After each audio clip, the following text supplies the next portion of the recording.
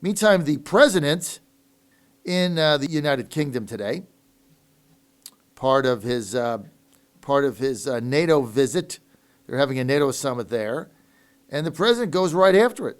Right out of the box, the president's like, excuse me, I'm kind of done with France dumping aluminum and steel and violating our quotas. I got this report here from Robert Lighthizer, my chief trade ambassador representative, and not good, not happy.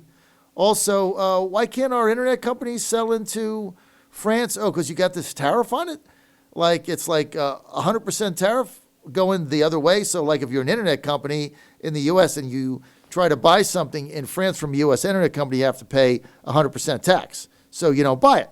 You buy it from the European Union internet company or the French internet company. But if you're in the U.S. and you want to buy from the internet company in France, well, you just buy it, no tariff. So the president says, I've had enough of that. Tired of having our people screwed. So here's what we're going to do. We're going to put 100% tariff on French internet companies. 100%. So if the product is $100, now it's $200. It's $306. $700 is $14. $1, it's $2. 100% tariff until you get rid of your tariffs. And the Washington Post headline and the Wall Street Journal and the Washington Post and Cato and Heritage Foundation and all these slave trade networkers, they all blasted and say, Trump's starting another trade war with France and our allies, Brazil and Argentina. No, Trump is protecting U.S. jobs. Trump is protecting U.S. companies. Trump is evening and leveling the playing field. Trump is fighting back for you, for Americans and your jobs and your income and your wages. It's Trump who's fighting back. Who else was fighting for you? Obama? George Bush? You kidding me? He sent your kids to die for nothing. Yes, I said it. Who else fought for you every day? Who else as president has been fighting for you every day? George W. Bush? George H. Bush? Clinton? You got to go back to Reagan, dude. Trying to get us out of these wars and even the playing field so we're not screwed. And it gets blasted every single day by the statists and the Goldman Sachs, Cato, Heritage Foundation, Slave Trade Network. Oh, and Dow Jones. Don't forget them. Throw them in the mix. They've already got their ready-made editorials going. This president in London saying, I've had enough. He got his report. This is data-driven. Oh, the president doesn't do data. Yes, he does. He waited for Lighthizer's report. He asked Lighthizer. He said, give me a report. Show me what's going on. He got a detailed, data-driven report. And he said, okay, I had enough. Enough of that. What other president has done this? What other president has said, you know what? I'm not going to sit around while American workers get screwed. I'm not going to stand here, go to state dinners, while U.S. companies, who, by the way, don't support me. But see, I support the U.S. companies, the big tech companies, even though they don't support me, Silicon Valley, the whole bit. You know why? Trickle down. I'm supporting their workers. Their American U.S. workers. That's who I'm fighting for every day. You're not going to see that in the fake news. That's why I had to start our own website, Trump Nation News. Go to TrumpNationNews.com. It's a work in progress. It's kind of a mini launch, not a full launch. But hopefully by the end of the week, when I'm at the advance, we're going to have it. But you can go to it now, TrumpNationNews.com. Start there. Yeah, you hit some buttons, but it's getting there. But I'm telling you what the president is doing right now in NATO, look, he's going to get blasted all day by the fake news, globalist statists, State Department, the whole bit. They're all going to come with the woodwork.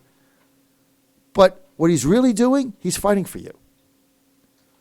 And this is why I am such a Trump supporter. Yes, you don't like the tweets. I get it. You don't like this. You don't like that. I don't care. I could care less.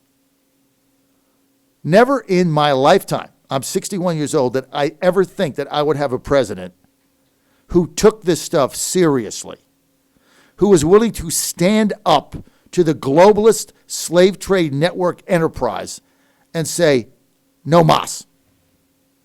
We're going to start protecting our own. No more, I'm done. That's the America First foreign policy. Okay, he was going to do a tariff on French steel and aluminum coming into the U.S. that was subsidized, just like coming from China. Oh, no, Mr. President, you can't do a tariff on France. They're an ally, blah, blah, blah. Ally, blah, blah, blah. Ally, blah, blah, blah. Ally, blah, blah, blah. Number one, with these allies, with friends like these, who the hell needs enemies? That's number one. If you're an ally, why are you sticking it to us on a daily basis? That's number one. Number two, they said, well, look, no tariff. Here's what we'll do, compromise. Right? We'll make a deal. You can put a quota on our steel and aluminum. So, we'll still send you some, but not when we won't dump anymore. And that way everybody stays happy. There's no tariffs, and we'll just have a quota. Okay. Trump agrees to the quota. Against his better judgment, but, okay. I'll see how it works. Then we're into it. 2 years. He does a study. Hey, Ambassador Lighthizer, could you do me a favor and get your staff to do a study? Remember that quota we did with France on steel and aluminum? Remember that? Can you get me the numbers on that, how to do? Well, it takes a few months, crunch a few numbers, get the bureaucracy working, comes back. Oh, looky here. They didn't abide by the quotas. What a shocker. So he says, I've had enough. I gave you a chance. You didn't even adhere to the own quotas that you proposed. So now we're going to tariff steel and aluminum. That's it. Because you know why? I'm going to build steel manufacturing and aluminum manufacturing back in the country. Because my objective is one thing. It's to get our supply chain back. I'm not worried about somebody paying an extra 5 cents for a 6-pack of Iron City beer or my brand, Bud Light. I'll pay the extra 7 cents. I will gladly pay it. I'll go under my couch and find the change and pay another 7 cents for my 6-pack of 12-ounce ice-cold Bud Lights. My favorite beer, by the way. Only second to Rolling Rock Light, which you can't find in Virginia for some odd reason. Can't find it. If anybody knows where I can get Rolling Rock Lights, let me know. I can't find it. That's my favorite. Now, so I go to Bud Light. Second favorite. That's what's available. Now, here's the question. Here's the $64,000 question. Are you willing to pay another 7 cents for your 6-pack of whatever you drink or your case of Diet Coke in cans or whatever it is, so that we can get our steel and aluminum supply chain back in the United States? Because that's really what this argument is about. It's about getting our steel plants up, getting our manufacturing up. People say, oh, there's not that many jobs in steel. Well, there's some, and they're good paying, but more important, don't you want to control your own destiny? Don't you want to get the base of manufacturing, production, and factories smoking again? Excuse me. Don't you want to get U.S. companies manufacturing the steel and aluminum they need to go forward into the 21st and 22nd century? Or do you want to give that up to China and France? I don't think so. This is what this president is fighting for. And when you've got senators like Kamala Harris running for president standing up in San Francisco and saying, elect me president, and on day one, the tariffs are gone, and Pete Buttigieg said the same thing, South Bend, or wherever he's from, elect me president, tariffs are gone, then you move the supply chains back out of the country, which is one of the reasons Trump got elected in the first place. Unbelievable. But you're going to get the coverage tonight. So all going to blast Trump. Are we starting in the trade war? You know, it's amazing. They start the trade war. They do the tariffs. They do the taxes. They don't let our goods manufactured go into those countries unabated. They're all taxed. So we have an imbalance. And it's Trump, when he retaliates, is the one starting the trade war. How does that even work? It's France started the trade war, China started the trade war, and this president finally fired back. And it's his fault. So let's see, you're getting invaded by a country, that's fine. If you take arms and fire back, you're the aggressor. How does that work? All right, let me get to a couple texts here. You want to text me 757-692-1710 or call in 888-480-JOHN. Jeremy in Chesapeake says that's also what broke the Soviet Union. The U.S. won World War II because we were able to outproduce any other country. Absolute truism. We had the resources. When Japan attacked us, their high command said, we can wreak havoc for a year.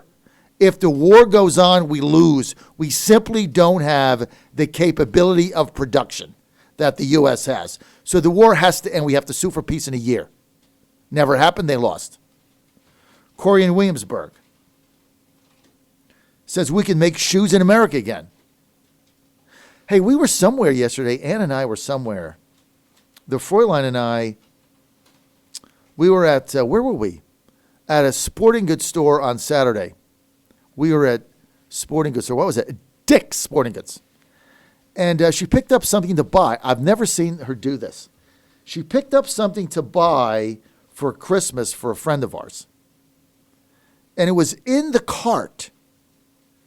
And she looked at the label and she said, oh my God, this is made in China.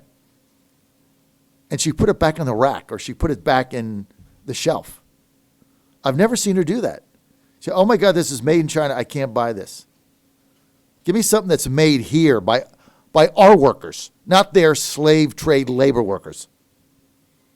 I didn't say anything. I just said, okay. Corey in Williamsburg says, we are sending crap plastic overseas. We should be handling everything here. We have the tech. Damn right we do. Damn right. That is why this president's going to win. And this is what this whole impeachment battle's over. This has nothing to do with quid pro quo or anything else. This is why he won these states. People knew that voted for Trump. Something was wrong in America. And they were sick and tired of the Republican establishment, politicians getting along, going along with the establishment, the administrative state, the statist, the globalist. Your jobs were going away. They knew there was something wrong. They couldn't really put their finger out, but they knew. We need a disruptor. We need somebody to come in and challenge the entire system. That's why they want him out. Look at what we did. Look at what we went through for the 2 weeks when he was going to pull 1,000 troops out of Syria. Oh my God, you would think it was the end of the world. Everybody running around with their hair on fire. Lindsey Graham, all the neocon warmongers. Oh, we abandoned the Kurds. What will the world think? We'll never have an ally again. It's our ally. It's the Kurds. We're abandoning them. With these 1,000 troops, they protect them. Everybody's going to die. 2 months later, what happened? Peaceful transition. It had nothing to do with the Kurds, ladies and gentlemen.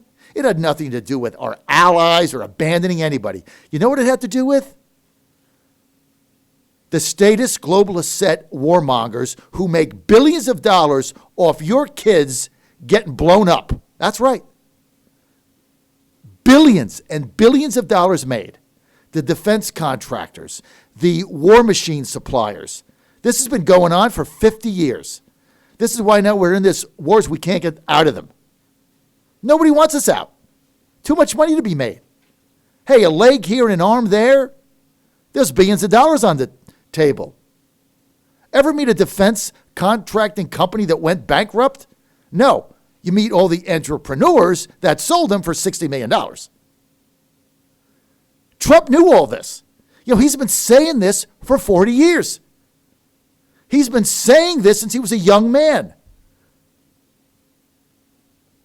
Nothing's changed here. You don't like his style? I get it. You don't like some of his tweets? Okay, I get it. I really do. I feel your pain. At the end of the day, who cares? We said earlier today, ask yourself, do you know anybody in your network that doesn't have a job and really wants a job? I mean unemployed. I don't mean in between jobs, transition, wants a better job, didn't like their boss, in between jobs. I mean wants a job, can't find one. Oh my God, I've been on interview after interview, I can't get hired. I keep sending out a resume, I don't get a call. Remember that? That was what? 5-7 years ago. I knew scores of people that didn't have jobs and had no money. I don't know how many people I would talk to said, oh my God, I've been on 30 interviews. I've sent out 1,000 resumes. I've been on the phone all day. I can't even get an interview. There's no jobs available. Remember you would apply for a job back during the recession and they check your credit? And if you weren't like a 650, you got immediately eliminated? Remember those days? Do you want to go back to that? Now we have an environment where everybody has a job. That's why impeachment is a bust. People don't have time to sit in front of MSNBC and watch this clown car show that Nadler and Schiff are putting on. Guess what they're doing? Working. Making money for their family or themselves. Trying to get through school. Thinking about their career. They don't have time for Nadler's 3-ring Ringling Brothers, Barnum and Bailey, bring out the Tigers show they got going on in there in the Big Tent. They're working. I told you this story at 6 a.m. when I got on the air. 5:02, just after it opened, 5:05, Richmond, Midlothian Turnpike, right by Rosie's. Got to throw them in. I pull up to Dunkin' Donuts. Right? They just opened, managers there, running all around, making donuts, getting the bagels, put the coffee on. I'm like, wow, you're a hard worker. She's about my age. Where's your help? Says, oh my God, nobody showed up today. I can't hire anybody. I've had 17 interviews. She said, yesterday I had 17 interviews scheduled. One person out of 17 bothered to show up. And that person could not work legally in the United States. So the interview was a minute and a half. She said, I can't find anybody. I said, how much are you paying? Well, I'm authorized $12.50 for Dunkin' Donuts. She's the manager. Been there, she said, 10 years. She said, I've been here a decade. I've never seen this. I can't hire anybody. I can't find anybody. They don't show up. They come in for a week. They get paid. They find another job. She said, I'm going to have to go up to $15, $16 an hour, I told my owners, just to get some decent help. Oh, and now we want minimum wage. You don't need minimum wage. This is the Trump economy. The wages are being set by employers. The economy is booming. Our supply chains are coming back. And right now, Donald J. Trump is in London standing up to France, Argentina, and Brazil, and everybody else who's screwing our workers. And he's going to win again, only bigger.